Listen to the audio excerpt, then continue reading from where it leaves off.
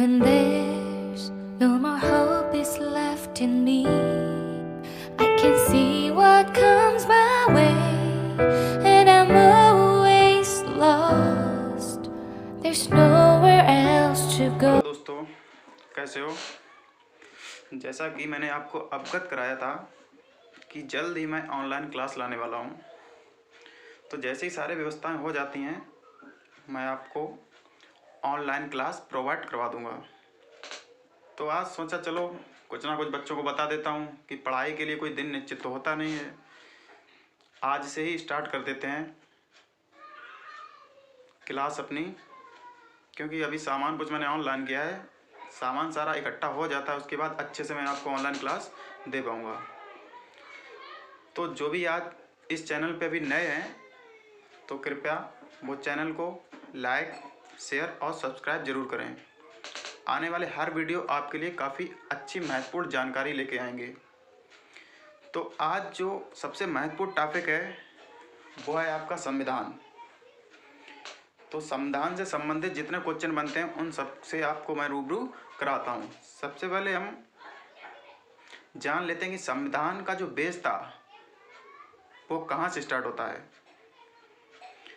तो कुछ लोगों ने जो ऑफलाइन क्लास ली है मेरी, उन लोगों को पता भी है कि संविधान कहाँ से स्टार्ट होता है, संविधान की भारत में क्यों ज़रूरत पड़ी, क्या पहले राजा महाराजा होते थे तो क्या संविधान के बगैर हमारा शासन नहीं चलता था, लेकिन उनका खुद का संविधान होता था, वो अपने नियम कानून बना लेते थे, उसी के हिसाब से हमारी जो जनता होती थी उसके नियम बनाए हुए कानूनों पे चलती थी। तो हमारा जो भारतीय संविधान है वो जो प्रारंभ माना जाता है वो यूरोपीय कंपनियों का भारत आगमन वहाँ से माना जाता है। यदि हमारे भारत में यूरोपीय कंपनियाँ भारत में ना आती तो ये हमारे संविधान बनने की ज़रूरत नहीं पड़ती। जैसे राजा महाराजा हमारे यहाँ अपना साम्राज्य चलाते रहे हैं, उसी प्रकार ये भी साम्राज्य हमारा चलता रहता। तो आइए आज बात करते हैं कि भारत में जो व्यापार होता था प्राचीन काल में वो कितने मार्गों से होता था, कहाँ के लोग हमारे भारत से व्यापार करते थे। हमारा जो भारत था एक संपन्न देश था, सोने की चिड़िया कहलाता था। इसके बाद ये एक कृषि प्रधान देश है, इसीलिए आज यहाँ की जो व्यवस्था है, जो अर्थव्यवस्था कही जाती है, वो कैसी अर्थव्यवस्था है? मिश्रित अर्थव्यवस्था है। मिश्रित अर्थव्यवस्था क्या कहलाती है? जिसमें निजी स्वामित्व और सरकार दोनों मिलकर काम करें तो वो होती है आपकी निजी या मिश्रित अर्थव्यवस्था। तो आइए हम आज स्टार्ट करते हैं। भारत में यूरोपीय कंपनियां कब भारत में आईं, इनको क्या ज़रूरत थी भारत में आने, क्या इनके देश में खाने के लिए नहीं था। तो हम बात करते हैं प्राचीन काल से। तो प्राचीन काल में जो भारत और यूरोप के मध्य व्यापार होता था वो 3 मार्गों से होता था। आपका मध्य मार्ग, आपका एक उत्तरी मार्ग और आपका एक था दक्षिणी मार्ग। तो जो आपका उत्तरी मार्ग था वो अफगानिस्तान कैस्पियन सागर होता हुआ सीधा यूरोप के लिए जाता था। दूसरा जो मध्य मार्ग था वो आपका लाल सागर से होता हुआ सीधा यूरोप के लिए जाता था। और तीसरा जो मार्ग था वो था समुद्री मार्ग, जो मिस्र जाता था। मिस्र से होते हुए नील नदी को पार करते हुए यूरोप पहुंच जाते थे वहाँ पे समुद्री मार्ग द्वारा। तो इन तीनों व्यापार से भारत और यूरोप के मध्य व्यापारियों का संबंध बना हुआ था। और ये संबंध इसलिए भी बना हुआ था कि उस समय जो अंतर्राष्ट्रीय व्यापार की मंडी थी ना, वो कहाँ थी? वो तुर्की में थी। तो तुर्की से आप परिचित होंगे, तुर्की, ईरान, इराक, सीरिया, इन कंट्री से आप परिचित होंगे। तो जो तुर्की थी वहाँ पे एक अंतर्राष्ट्रीय जो मंडी थी उसका नाम था कुस्तुंतनिया। तो ये जो अंग्रेज आते थे भारत में, यहाँ से गरम मसाले ले जाते थे, मतलब जो भी खास चीज़ें भारत में मिलती थी वो ये ले जाके मंडी में कुस्तुंतनिया में रख देते थे। वहाँ से इनको जो भी लाभ होता था वहाँ से अपना लाभ कमाते थे और इस तरीके से अपना व्यापार चलाते थे। तो हुआ क्या, 1453 ईस्वी में तुर्की वालों ने कुस्तुंतनिया मंडी पर आक्रमण कर दिया, जिसके फलस्वरूप उस पर अपना अधिकार जमा लिया। अधिकार जमा लेने के बाद इसने भारत के बीच जो 3 मार्ग थे उनको अवरुद्ध कर दिया या बंद कर दिया। तो अब इस प्रकार यूरोपीय जो व्यापारी थे उनको काफ़ी क्षति पहुंची, उनको व्यापार भारत के साथ करना ही करना था। तो सबसे पहले जो बात करते हैं कि भारत और यूरोप के मध्य जो प्रथम व्यापारिक मार्ग की खोज की थी वो किसने की थी। तो इसमें सबसे पहले जो सफलता मिली थी वो यूरोप का एक देश है पुर्तगाल। तो पुर्तगाल का ही एक नागरिक था वास्को डी गामा। तो पुर्तगाल के सम्राट से उसने आर्थिक सहायता ली और वास्को डी गामा उसको आर्थिक सहायता लेकर एक नए व्यापारिक मार्ग की खोज के लिए निकल पड़ता है भारत के लिए। इससे पहले भारत कोलंबस आना चाहता था, लेकिन वो भारत नहीं आ सका और वो एक नई दुनिया में चला गया जहां उसको उसने बोला था वेस्ट इंडिया, जिसका आज वर्तमान में नाम क्या पड़ा, वेस्ट इंडीज। तो वेस्ट इंडीज जो पड़ता है वो अमेरिका महाद्वीप में पड़ जाता है। तो इसीलिए कहा जाता है कि अमेरिका की खोज किसने की, तो कोलंबस ने की। कोलंबस कहाँ जाना चाहता था, वो भारत आना चाहता था, लेकिन जिस रात वो अपने जहाज को लेकर समुद्र से निकला था उस रात तूफान आ जाता है। तो उसके तूफान की हवा के कारण उसका जहाज पश्चिम की तरफ मुड़ जाता है और पश्चिम में वो आपका अमेरिका पहुंच जाता है। तो इस प्रकार कोलंबस इंडिया आना चाहता लेकिन इंडिया नहीं आ पाया। कहाँ पहुंच गया, अमेरिका पहुंच गया। तो हम बात करते हैं अभी तक वास्को डी गामा पे। तो वास्को डी गामा 1497 ईस्वी में भारत आया। अब भारत जब आया है तो किसी न किसी मार्ग से आया होगा, मार्ग में इसने किसी न किसी की सहायता की होगी, आया तो कहीं ना कहीं रुका होगा। तो वहाँ से आपके 5-6 क्वेश्चन एग्जामों में मिल जाते हैं। तो पहला क्वेश्चन आता है कि जो वास्को डी गामा था वो कहाँ का रहने वाला था, तो आपका पुर्तगाल का रहने वाला था।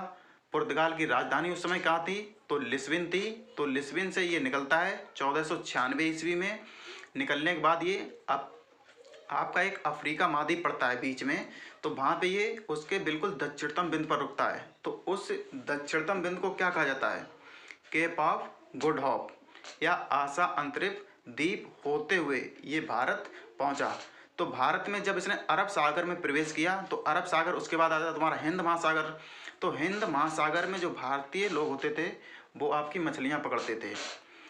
तो वहीं पे एक गुजरात का पथ प्रदर्शक था जिसने इसको रास्ता दिखाया। तो वो मछलियाँ पकड़ता था जिसका नाम था अब्दुल मनीद।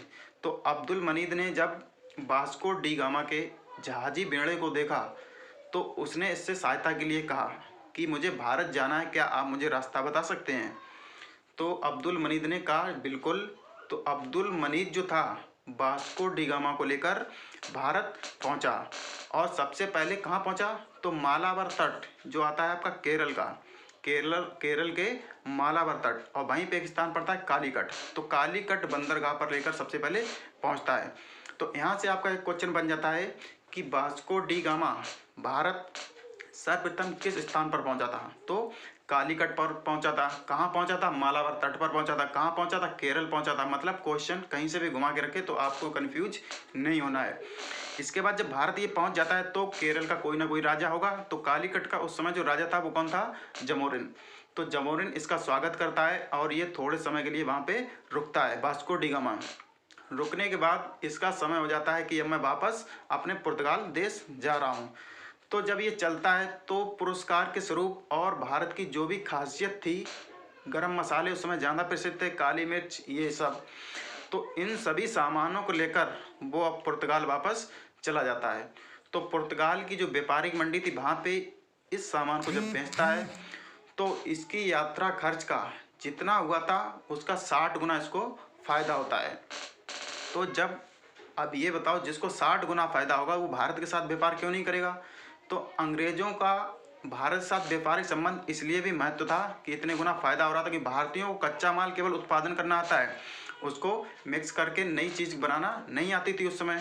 तो उसी के आधार पर इस समय क्या चल रहा है, मेक इन इंडिया, क्योंकि हमारे भारतीय लोग कच्चे माल के उत्पादन में सबसे आगे हैं, लेकिन उस कच्चे माल का उपयोग कैसे करें नहीं करना आता है।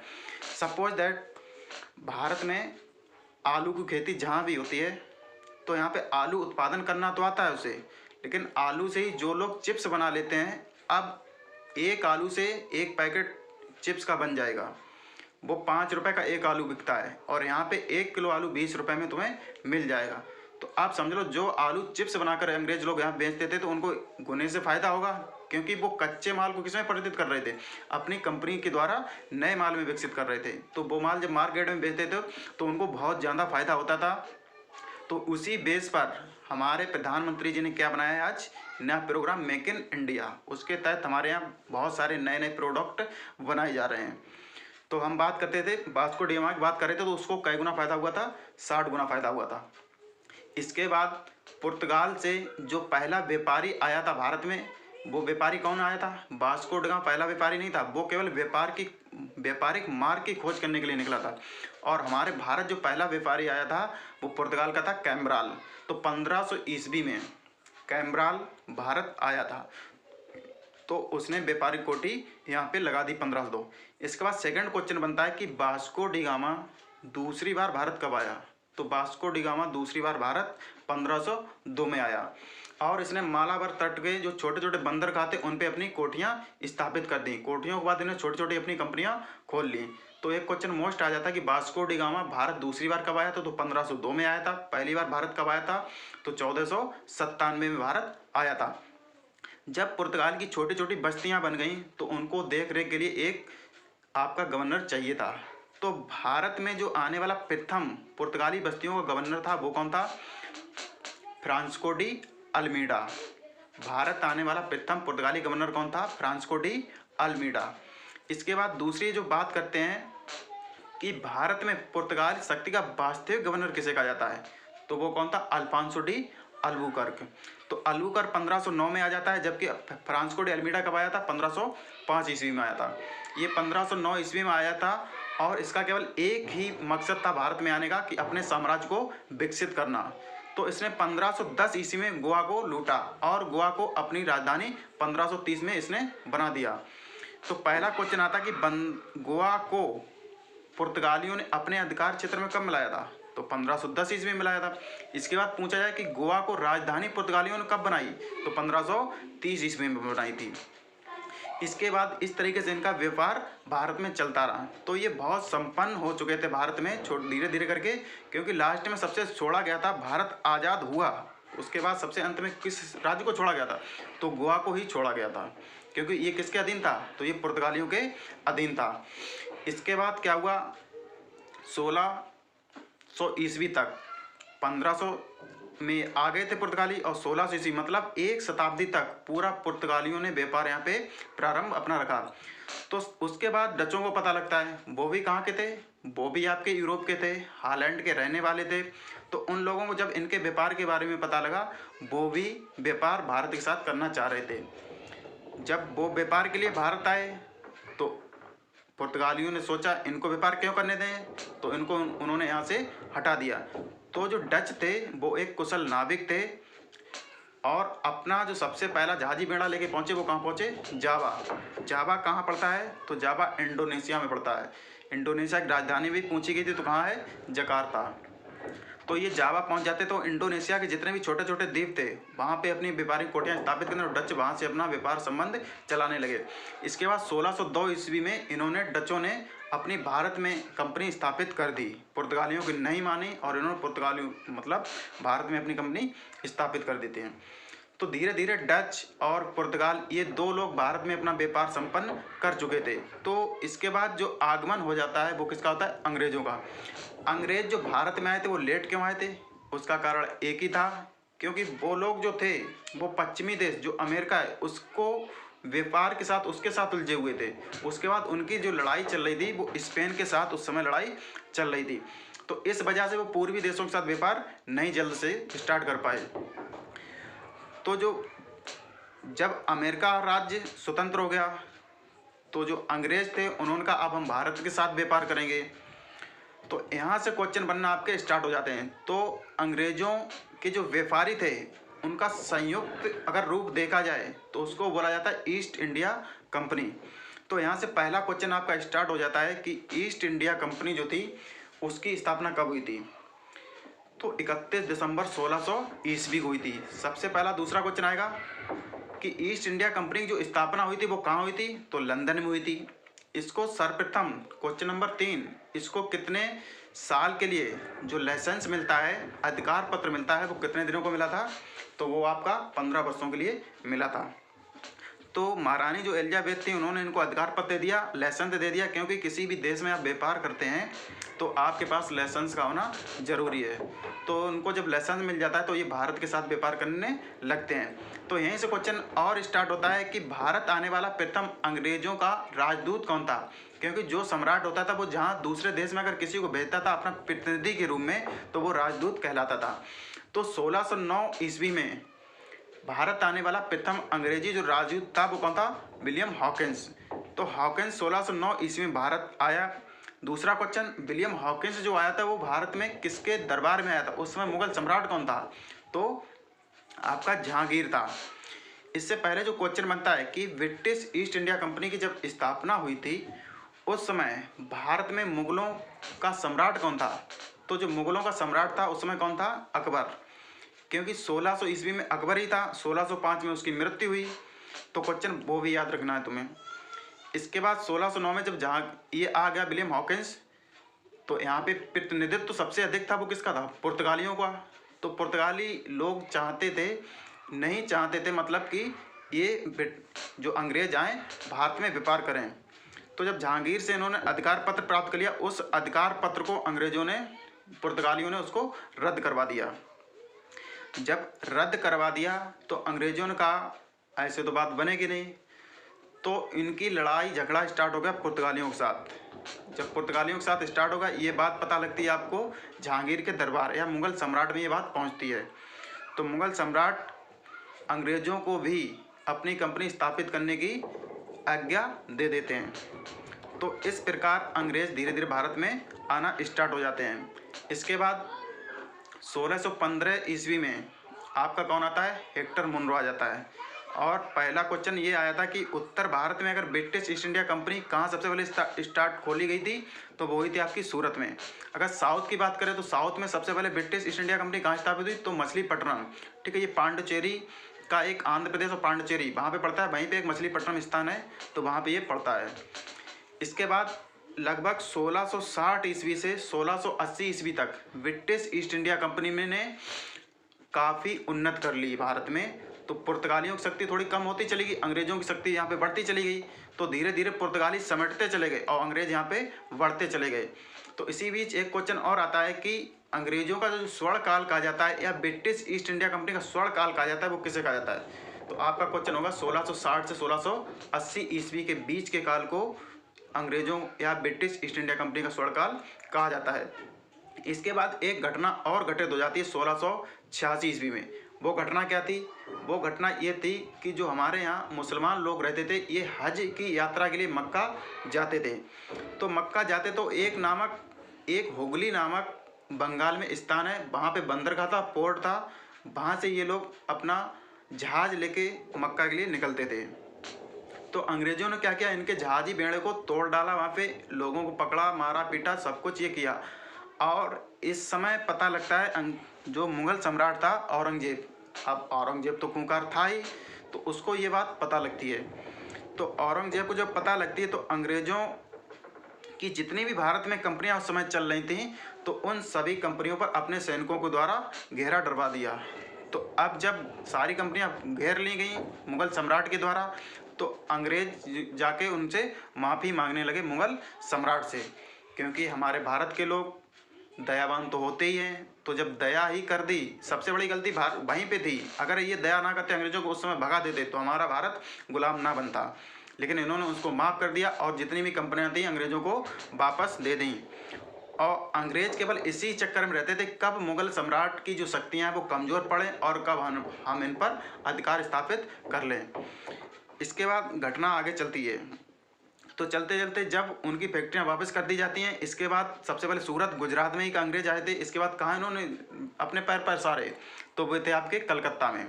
तो कलकत्ता जो अधीन था बंगाल, क्योंकि भारत में अगर अंग्रेजों की नींव पड़ी थी वो कहाँ से पड़ी थी, तो बंगाल से ही पड़ी थी। फिर इसके बाद जो औरंगजेब था उसने क्या किया, अधिकार पत्र अंग्रेजों को बंगाल में भी फैक्ट्री खोलने का अधिकार दे दिया। वो सबसे बड़ी दूसरी गलती थी इसकी। तो जब उसने अधिकार दे दिया तो अंग्रेजों ने बंगाल में ही अपनी फैक्ट्रियाँ खोलना स्टार्ट कर दी। इसके बाद कहानी आगे चलती रहती है। 1707 ईस्वी में ये औरंगजेब की मृत्यु हो जाती है। मृत्यु होने के बाद 1740 में सबसे बड़ी घटना हुई, जो आपकी 3 प्रेसिडेंसियाँ थी, उड़ीसा, बंगाल और बिहार।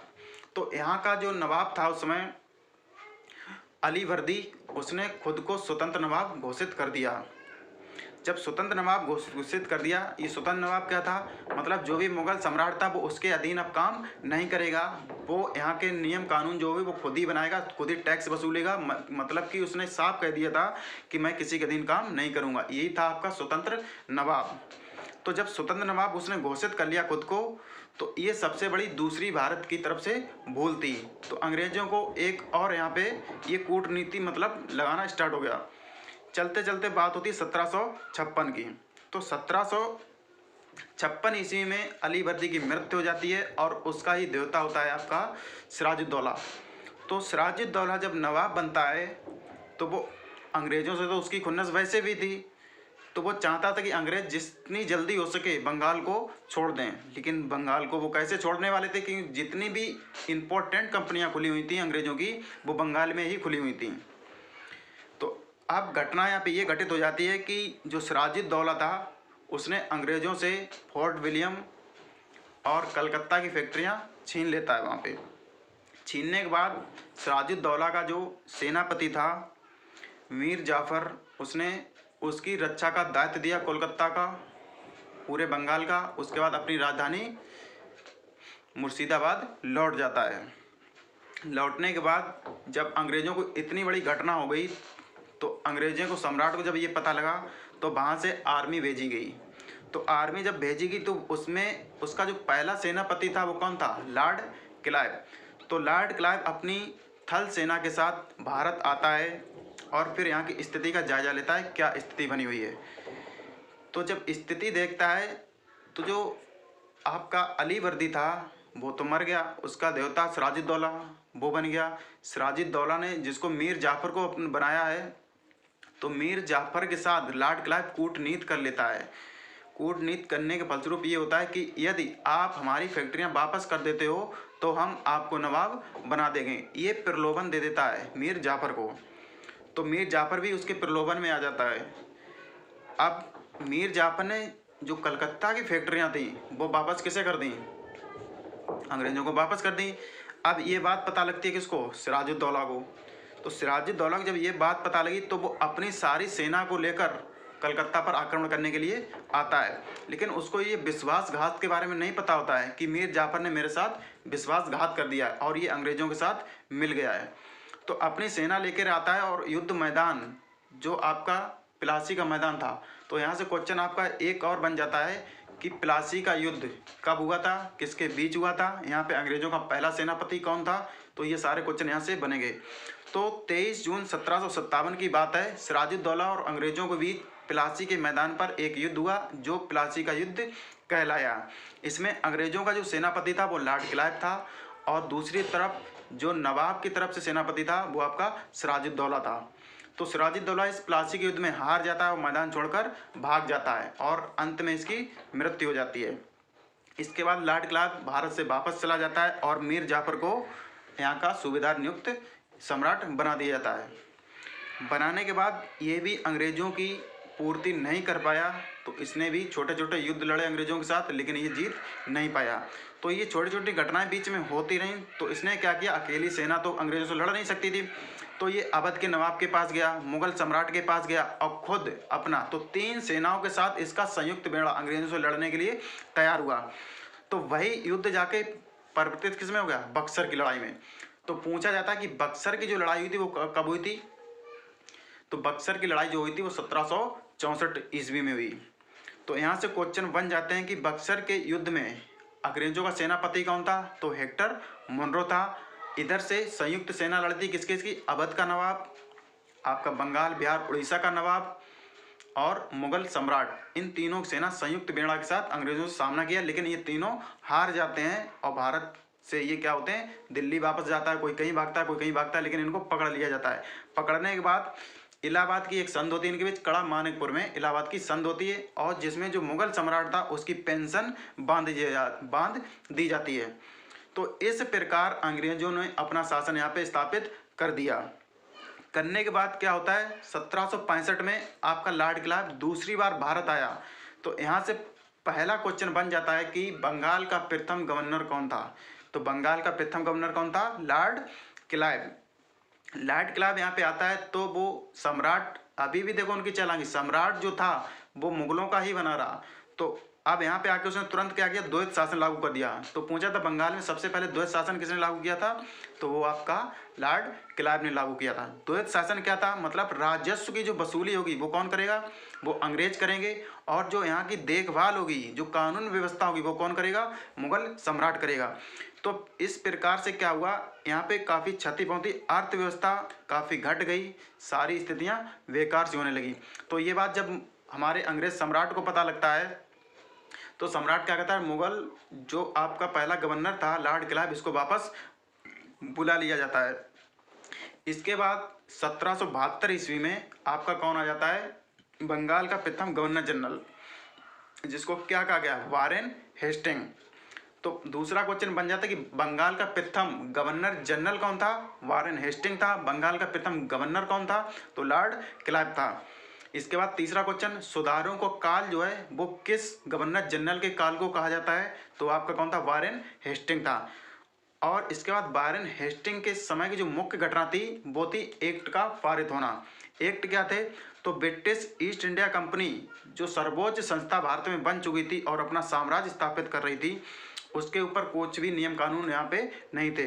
तो उन्हीं नियम कानून बनाने को क्या कहा गया? एक्ट। तो सबसे पहला वारेन हेस्टिंग के समय में जो एक्ट बना था वो कौन सा था? 1773 का रेगुलेटिंग एक्ट। इस एक्ट के तहत आपकी 3 व्यवस्थाएं की गई, और व्यवस्थाएं की आपको याद करना है 3। तो सबसे पहला कलकत्ता में सर्वोच्च न्यायालय की स्थापना की गई, किस एक्ट के तहत? 1773 रेगुलेटिंग एक्ट के तहत। लेकिन कब की गई थी? 1774 में की गई। दूसरा क्वेश्चन, इस न्यायालय में कुल कितने न्यायाधीश थे? तो आपके 3 न्यायाधीश। इसका जो पहला मुख्य न्यायाधीश था वो कौन था? वो कौन था? Elijah Impey. तो इस प्रकार से इसके 3-4 क्वेश्चन बन जाते हैं। इसके बाद आपका एक्ट पारित होता है, पिट्स इंडिया एक्ट। तो आज आपको यूरोपीय कंपनियों के बारे में बताया गया। अगर आपको वीडियो अच्छा लगा है तो प्लीज़ इस वीडियो को लाइक कीजिए, शेयर कीजिए एंड सब्सक्राइब कीजिए। मिलते हैं आपको नेक्स्ट वीडियो में। जैसे ही मुझे सारा सामान प्रोवाइड हो जाता है मैं आपको अच्छे से क्लास दे सकता हूँ। मिलते हैं अगले वीडियो में, तब तक के लिए बाय बाय, टेक केयर।